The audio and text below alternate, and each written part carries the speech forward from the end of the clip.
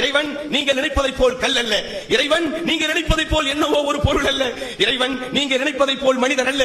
இறைவன் நீங்கள் நினைப்பதை போல் மனித உருவத்தில் நடமாடிக் கொண்டிருக்கிற பிணங்கள் அல்ல. இறைவன் யார் தெரியுமா?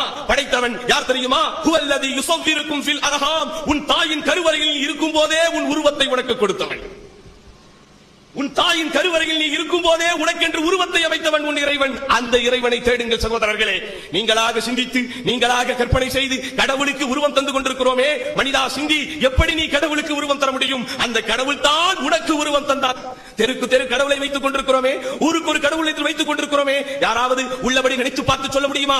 என் ஊரை என் கடவுள் படைத்தார், உன் ஊரை உன் கடவுள் படைத்தார் என்று சொல்ல முடியுமா?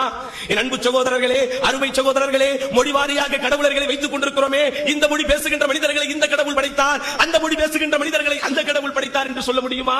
வானங்களை எவன் படைத்தானோ, பூமியை எவன் படைத்தானோ, அவன்தான் உன்னையும் படைத்தான், அவன்தான் என்னையும் படைத்தான்.